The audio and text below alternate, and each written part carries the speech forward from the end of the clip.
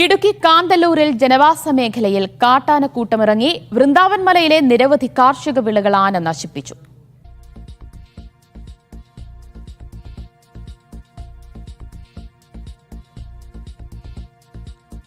സിജോ വർഗീസ് വിവരങ്ങൾ നൽകും. സിജോ, ഇപ്പോഴും ജനവാസ മേഖലയിൽ തന്നെ ആനക്കൂട്ടം തുടരുകയാണോ?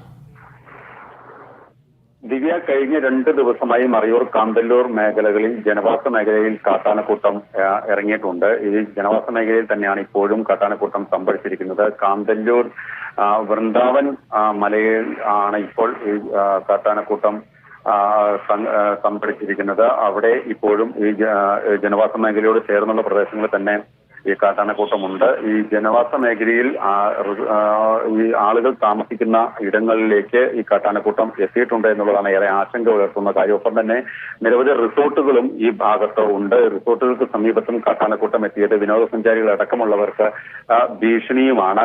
ഈ ആന ഈ ഭാഗങ്ങളിൽ സംഭരിച്ചിരിക്കുന്ന സമയം മുഴുവനും ഈ റിസോർട്ടിലുള്ള ആളുകളെ പുറത്തിറങ്ങാതെ തന്നെ റിസോർട്ടുകളുള്ളിൽ തന്നെ കഴിയുകയായിരുന്നു. ഇതിനിടയിൽ പുറത്തിറങ്ങി ചായ കുടിക്കാനൊക്കെയായി പോയ വിനോദസഞ്ചാരികൾക്കെതിരെ ഈ കാട്ടാനക്കൂട്ടം പാഞ്ഞെടുക്കുന്ന സംഭവവും ഉണ്ടായിട്ടുണ്ട്. ശനിയാഴ്ച ഇത്തരത്തിൽ കാട്ടാനക്കൂട്ടം വിനോദസഞ്ചാരികൾക്ക് നേരെ പാഞ്ഞെടുക്കുകയും ചെയ്തിരുന്നു. അതിനുശേഷമാണ് ഇപ്പോൾ വീണ്ടും ജനവാസ മേഖലയിലേക്ക് കാട്ടാനക്കൂട്ടം എത്തിയത്.